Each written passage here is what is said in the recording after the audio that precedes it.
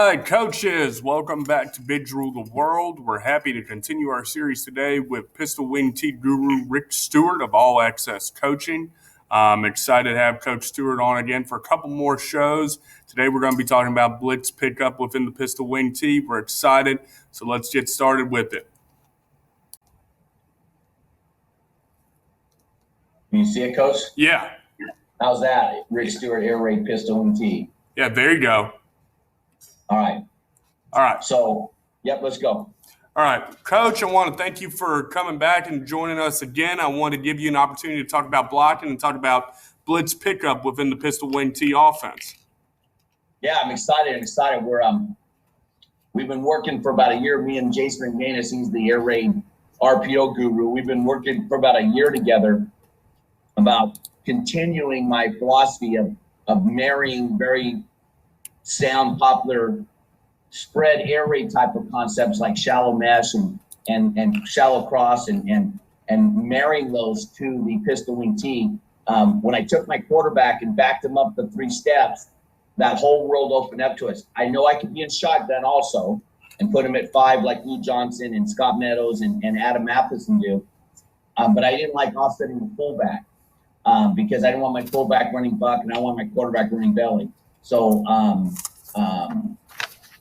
this is going to be exciting. I'm going to kind of share with us out of the business. I'm not going to cover any passing concept. This is an O-line channel that we're talking about blitz pickup. So anybody who watches this will be, it'll apply to under center wing tee, shotgun wing tee, or pistol wing tee. So let's rock and roll.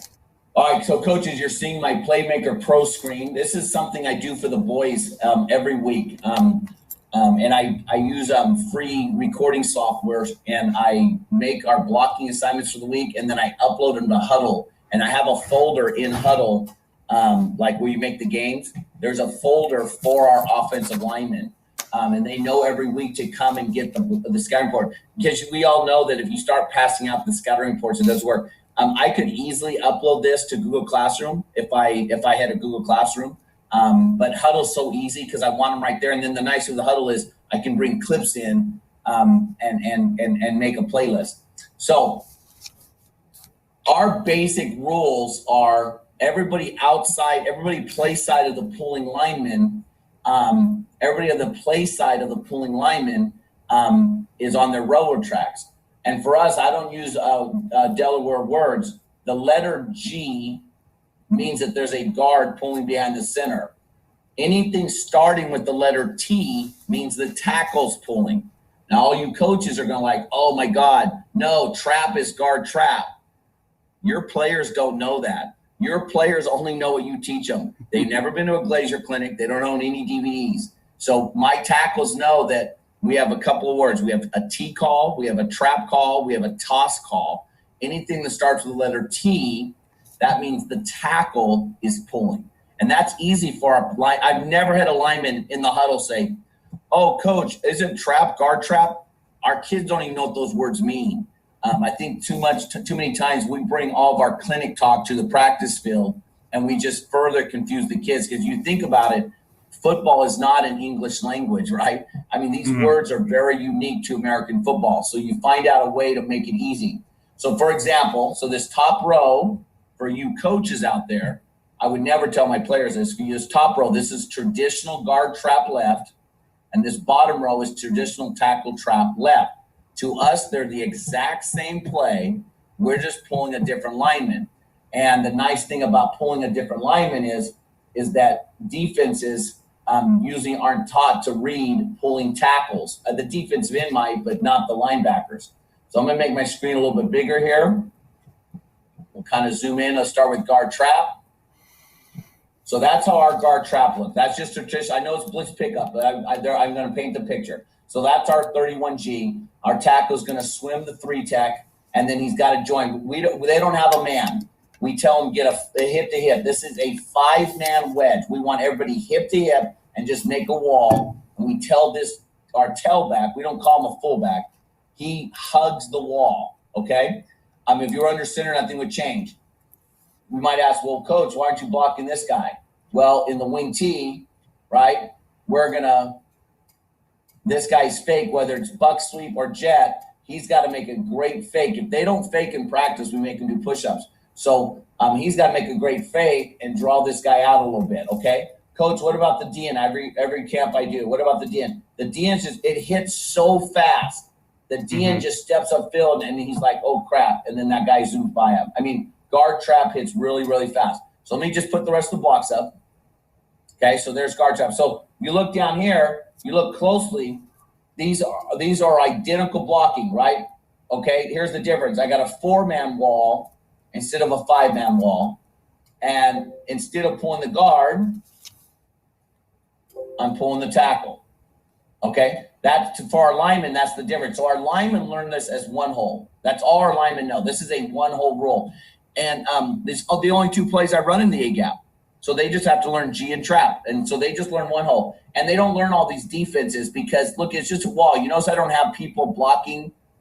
Just go make your wall, and whoever shows up. We talk about getting on your railroad tracks. If your grandmother shows up with the other team's jersey on, you pancake her ass, okay? And then against the next front, that's what it looks like, okay? So you start seeing the similarities. The only difference with tackle trap, because we're doing a motion tackle trap's a counter, we lose one of our blockers because he's the counter action, right?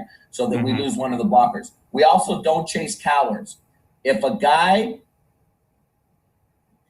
tries to go on over the top of the wall, we don't turn out to block him, okay? We say you don't chase cowards. If this guy wants to scrape it 5 yards over the wall and make the tackle right here, we'll take our 5 yards every day and Sunday, okay? Do not lose the wall, because what happens is, if this guy moves outside and this guy goes to get him, right? Well, if the other guys are following the rules and staying on the railroad tracks, because we teach them you don't have a man.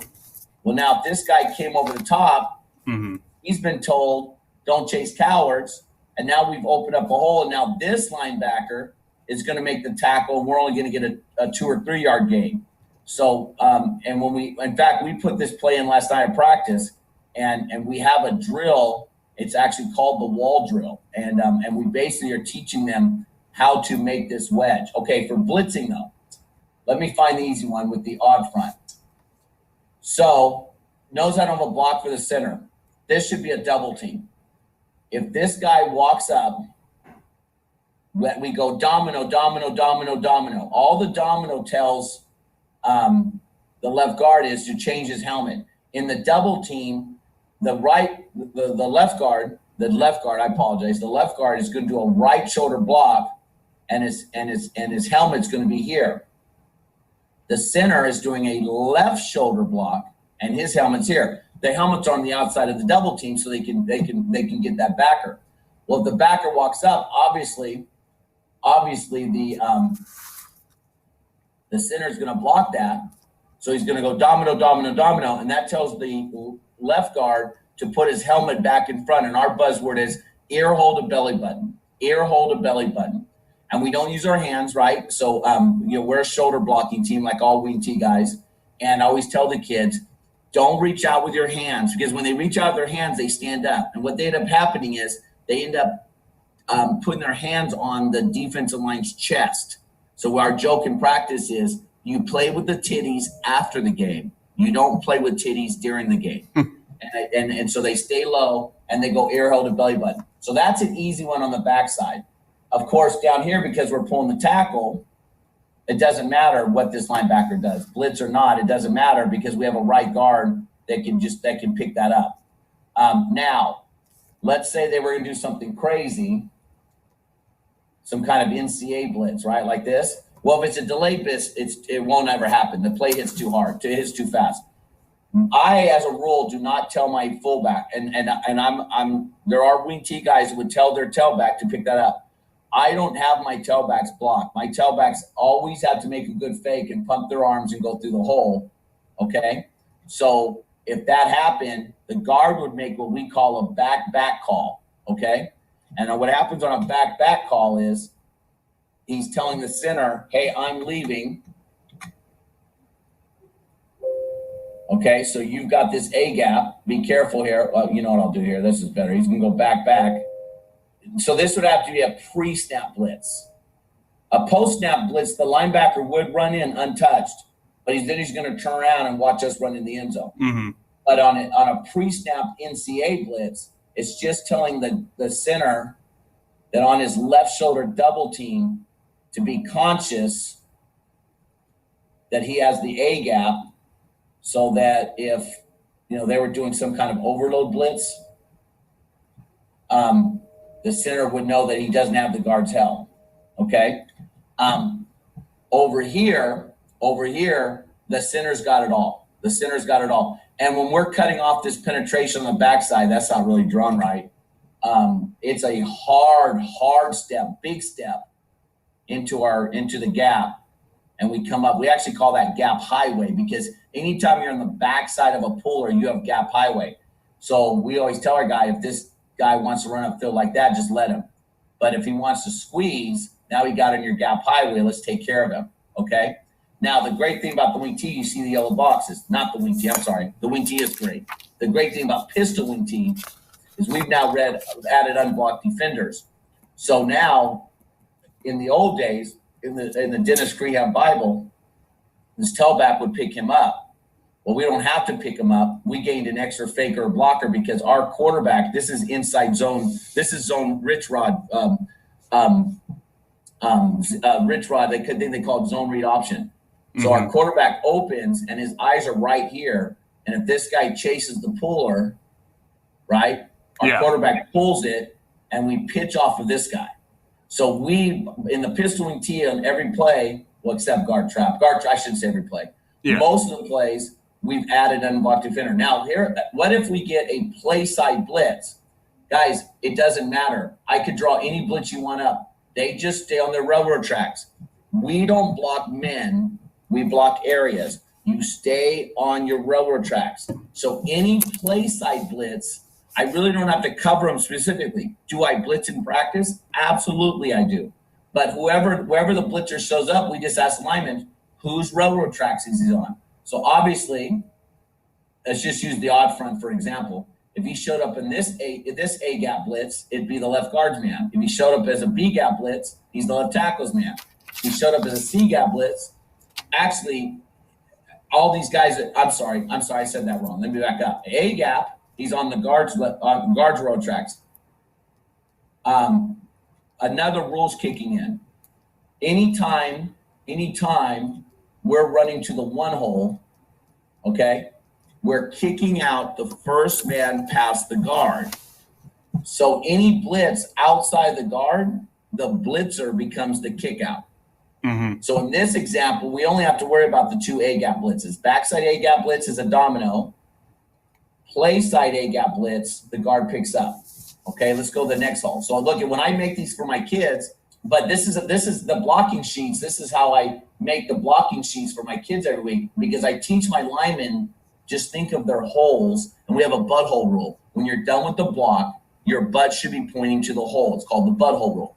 This is how my linemen see it, right? And they're actually seeing the same video. The way I'm talking to you guys, this is what they see on huddle. When we go to the 3-hole, right now we're on 33 belly. Okay, now belly's pretty much the only play I run to the 3-hole. You know, we have the traditional, obviously, belly cross blocks. Let me see if we get, that should be there we go. So this is what everybody thinks the wing tee is. Where honestly, most of the time, this is how we block it. I say 75% of the belly plays we block is a non-block, okay? So, let me, and I was doing something special that week. I was overloading to the two running backs the same side. We were going to get a double team on the backer. Let me get this guy out of here for a second. This was a game plan for a playoff team we had that I was doing special, okay? So at a traditional wing tee, there we go. Well, here's the deal. You have that guy. So if this guy came up to blitz, what would happen is he would actually put his ear hole to a belly button like an offensive lineman, drive this guy down, and our tailback would have to see that and bounce it a little bit. So that's how we take care of the play side blitz. And then because the pistol wing tee, we read unblocked defenders. An edge blitz is a handoff. Obviously, the quarterback's not going to keep it when the guy's blitzing in his face. And then we handle the backside blitzes back here. Our backside of rules on belly, here's a good example. If they're head up, you on block. If they're in the gap, we fold. Okay? So this one's pretty easy. Let me get rid of some of this running back stuff right now. If this guy blitzed, that'd be pretty easy. The center would just get it. Okay, that'd be easy. Because the fold, what happened on the fold was he would push the guy into the belly. So our center knows he's tracking this backer because we're assuming the backer's going to come this way anyways, and the center will get him. So we just tell the center, get this guy no matter what he does. No matter what he does, get this guy. And really the fold, I'm going to tell you the fold picks up. The fold picks up this guy, right? A good team with hard-flowing linebackers, that backside fold. So listen, on this particular front, I'm just following our rules. Our rules are, if you're in the gap, we're doing a fold block.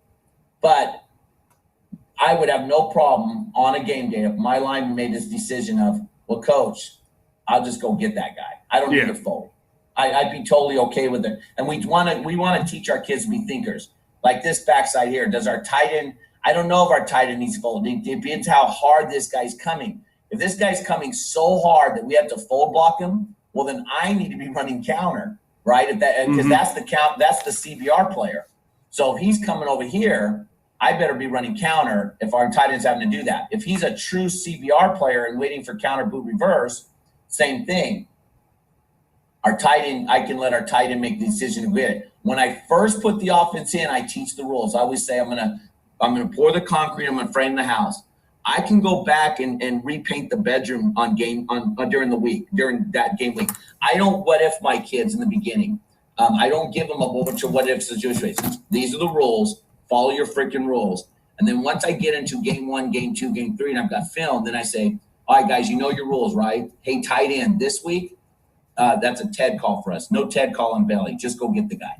And then they get these videos where I go through them, where it's kind of a game planning thing. Same thing here. See, our center's got this taken care of, right? We block an area, not a man. We never in practice tell our center to get this man. So pretty much if he blitz here, right, our center would take care of all this. That'd be easy, right? This blitz, our wings got it. Now back here, these guys could think. So for example, if he walked up to blitz, well, guess what? He's now in a gap, okay? So if he walked up to blitz, on the backside, we have a call for all the gaps. It's called a back call. Well, that was the center's man who's walked up here to blitz. So our guard screaming, back. And that back call, it's kind of like a domino call, tells the center, be aware of, because they've showed their poker hand. If that guy walks up to blitz, well, we already know that any sound defensive coordinator has told that defensive tackle to pinch in the A gap, right? Because they're going to slant opposite the blitz. So when the blitz walks up, our guard screams, back. And he just told the center, back. We also have a back call. Let me find the odd front on the belly. Same thing here. If our guy steps up here like this, our tackle makes the back call. See, with the gap he's blitzing, and that's who makes the back call. And then our tackle goes back. We do this on pass protections too. It's just one call. Back is saying, hey, I'm leaving. You've got my gap. Okay. He could echo the call. We would try to echo it. We snap it pretty fast. We snap the ball 3 seconds after we break the line of script, break the huddle. So we got to make these calls pretty fast. If they were lined like that, I would hope the center would hear the back call. And he'd have to get it. Okay, so that would be an example of a back call. I actually did that wrong because this is belly left, but that's how a back call would be if it was belly right. Since it is belly left, this would be easy. I don't even know if the tight end would have to make a call on the blitz because the tight end's already there. They're blitzing in the tight end's gap. But remember, so we could fold that. Earlier I said we only fold block if they're in the gap. The odd fronts are a little bit of a special deal for us because let me show you this is what happened to me. I lost a league championship like this. I didn't have an answer for this, right? And you always have to have answers. Here's what they were doing. And you defensive coordinators, I shouldn't be giving this away. They're going to take my wing T decoder ring away. But this is a great strategy, and it gives wing T teams problems. When this guy goes in motion, it's actually better the tight inside because of the buck sweeping down. Let me draw it the other way. When they have motion, and this is the problem with us pistol wing T guys, is we're in motion more often than we were under center. When he goes in motion, there's a really good chance that we're running buck or down. So what you do is you either pinch this D tackle or put him in a 4-eye. And now what happens, in essence, the tackle blocks our tackle, so our tackle can't get on his railroad tracks. And you tell the linebacker right here, especially in a 3-3 stack, you tell this linebacker to start buzzing your feet, buzzing your feet, buzzing your feet on this motion. And if this guard pulls, shoot it. And we have no pickup for that. We have no pickup for that.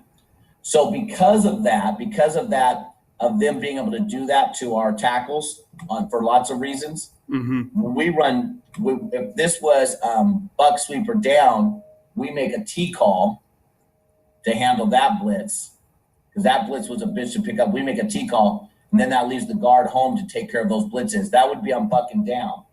Okay, that was a long journey for me to get where I'm going. The other thing on belly, because of that same problem of this guy pinching, anytime it's an odd front, we assume a B gap penetrator, and that's a double gut. Gut means guard under tackle. So they both go gut, gut, gut, gut, gut. And what we do is we take both of our tackles up to the linebackers,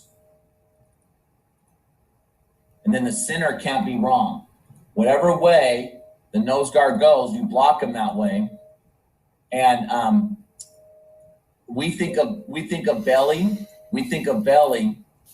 as our inside zone play. So what happens is he takes that lateral hop and he's reading that nose guard, and right here he's made his decision.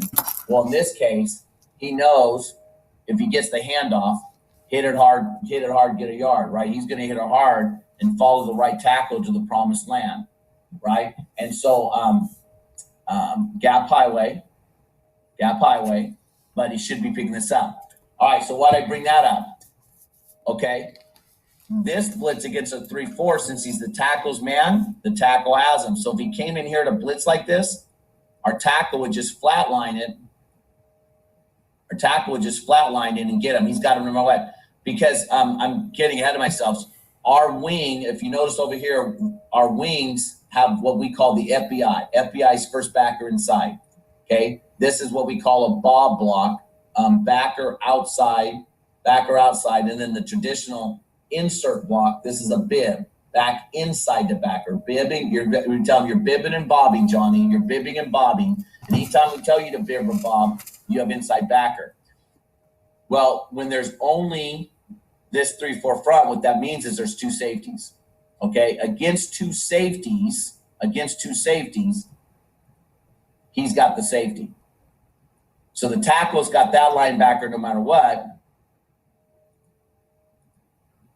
And he's bobbing, but he's bobbing to safety. That's an exception when we run belly against a too high safety. And it's our same rules for inside veer. My message here is that really we just make sure we assign people areas and tracks. And that way we don't have to get all confused with all the different, like you play a 3-3 stack team, it's a nightmare, right? Because of all the different ways they can blitz. And I don't want to sit there and play that game every week.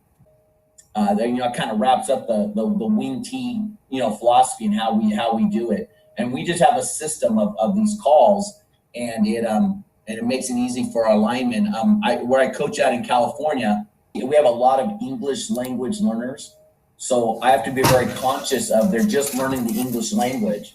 So, when we say down, right, they're thinking get down on the ground. We say buck sweep, buck, they think of a deer. Yeah. So, they're not really good with, in the English language is very hard to learn because we have so many words that mean the same thing.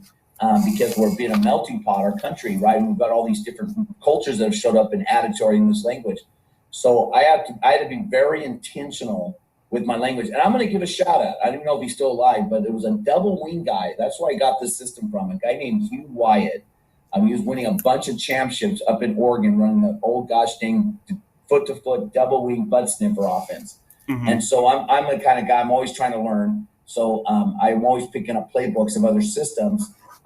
As a head coach, I want to know defensively, what they're running.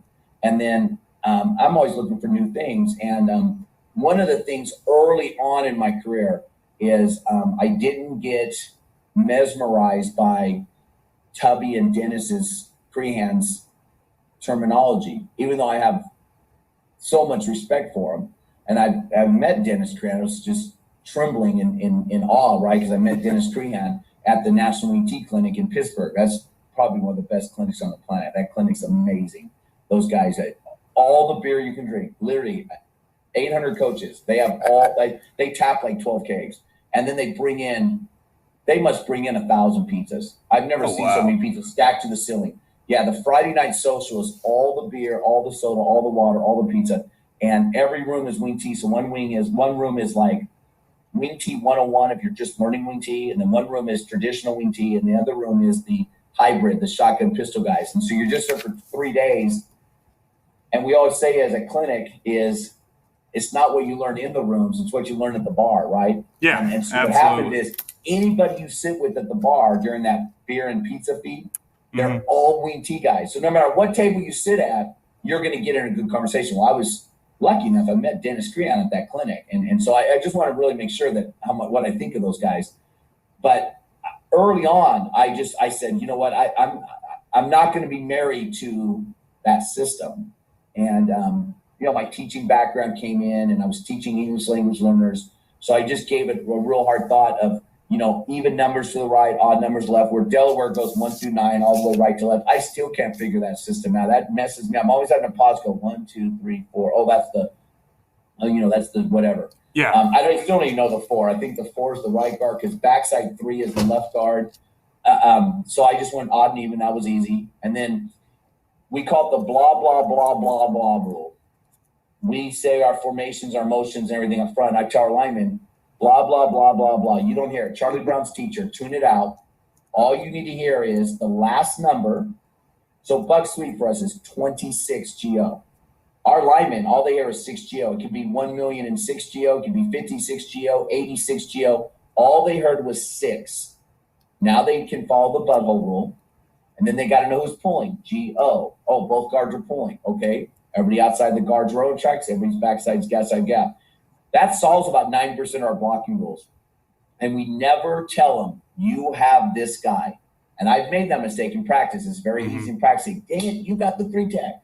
And I have to remind myself, don't talk like that. Dang it, the 3 tech was on your railroad tracks. I changed the way I'm talking because then when I put in the blitzing, tonight's our 4th practice in Pennsylvania. And some of you guys have watched this 5 years from now, but we're filming this during this stupid COVID pandemic. And I use the word stupid very strongly. I think it's all stupid.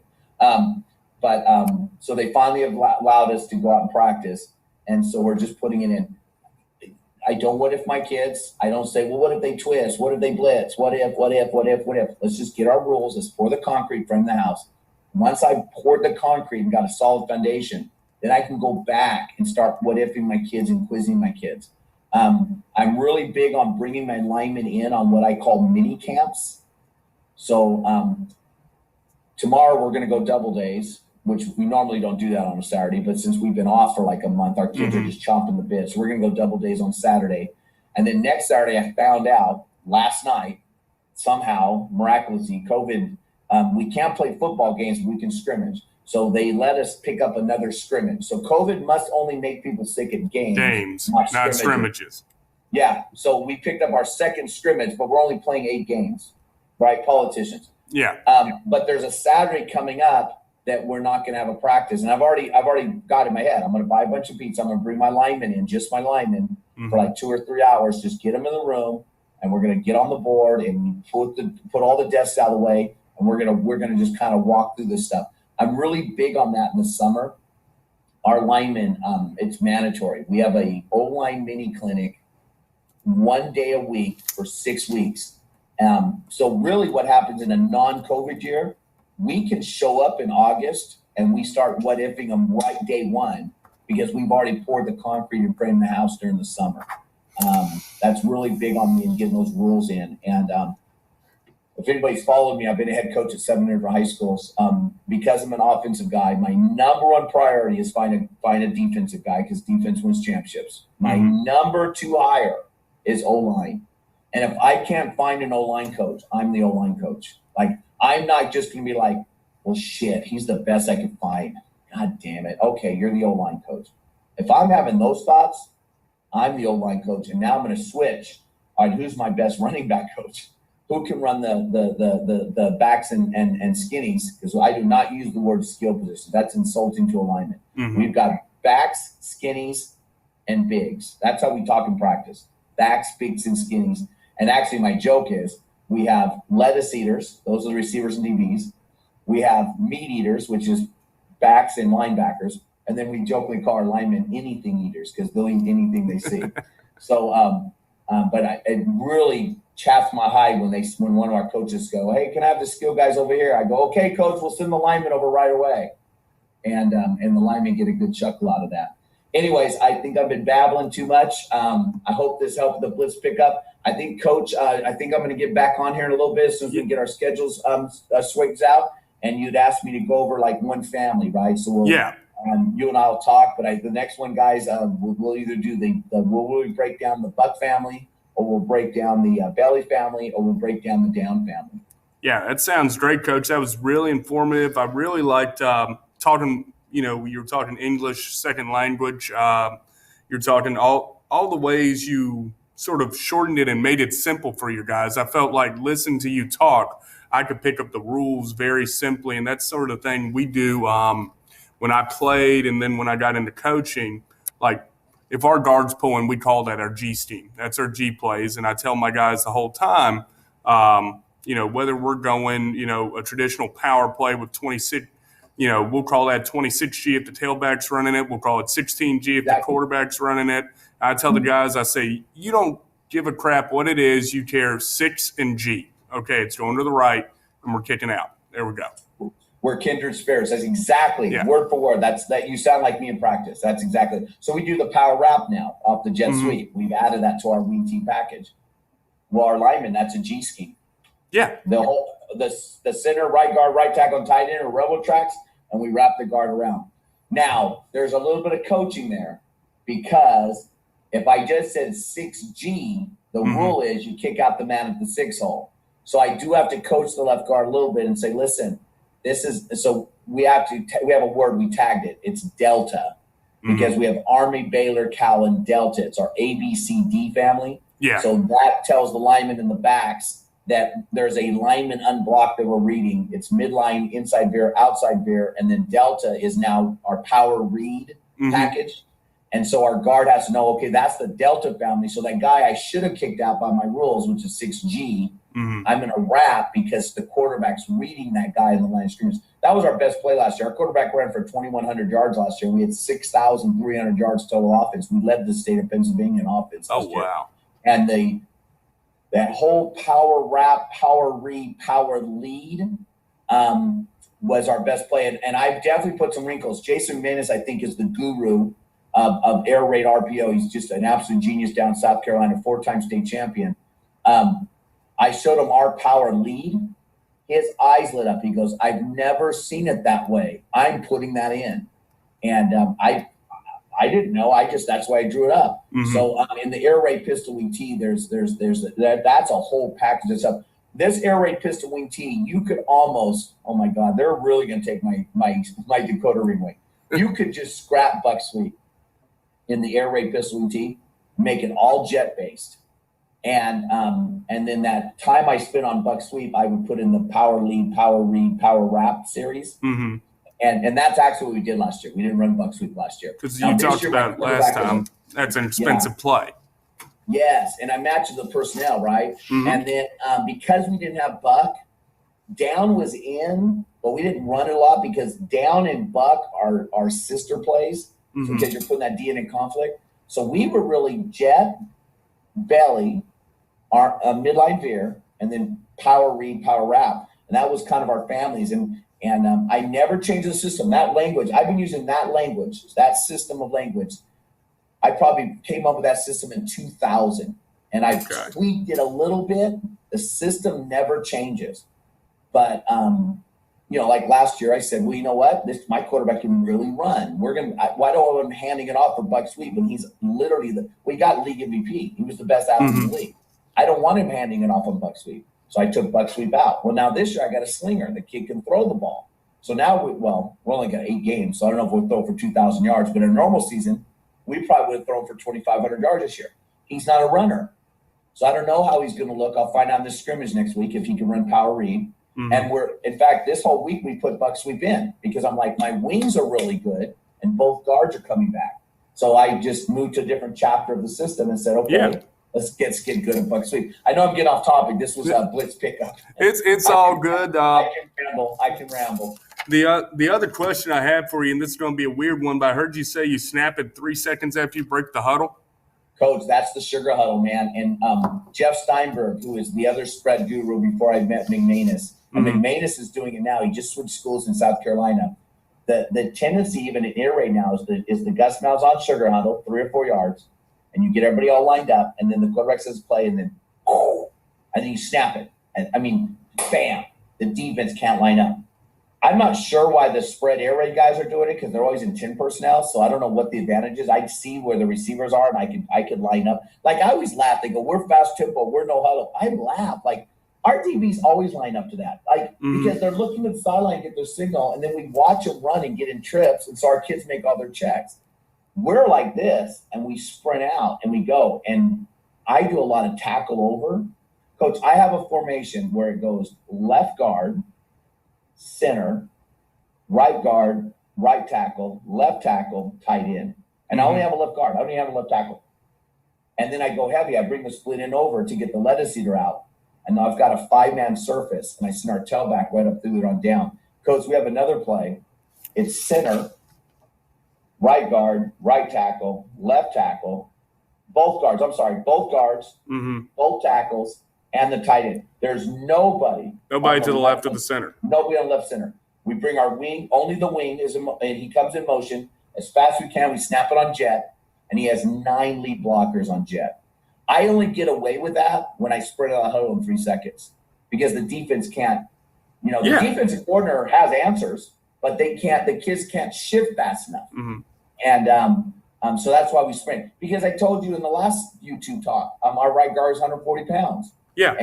And so I'm trying to give my players some advantage of leverage and advantage of confusion by us snapping the ball in 3 seconds. So the quarterback says, ready, let's score. We're going to snap it in 3 seconds. We're not in a hurry to break the huddle, though. We'll stay in the huddle for 20 seconds. Don't leave the huddle if there's any confusion, any questions. But once we break the huddle, let's go. So our linemen have to be really fast with their calls, and they have to be really, really quick at making the things. But I'll tell you what, that spread of the huddle, we don't see a lot of blitzing. They don't have time to blitz. Yeah. They just don't have time. The coach says, hey, you're going to go, I want a strong B-gap blitz. Well, we snap the ball so fast, the linebacker can't figure out which one's the strong side. So the linebackers look at each other, and then they probably don't run the B-gap blitz that was called because we just come out of the huddle so fast. Yeah, I was going to say, I think a lot of traditional air raid guys, go to the traditional no huddle. But for me, it's just so easy to, when you're just going no huddle, it's so easy to see everything. And it's so easy to pick up stuff and pick up what you're going to be in and everything. And having the ability to do like you're talking about with doing unbalanced formations, switch stuff up, and then, quickly out of the huddle on the line, you don't have time to pick it up and make your shifts and adjustments on defense. So, They always say, well, we're going to go no huddle. We're going to get 72 snaps against you. If you're good enough to get 72 snaps on me, it's not because you're in no huddle.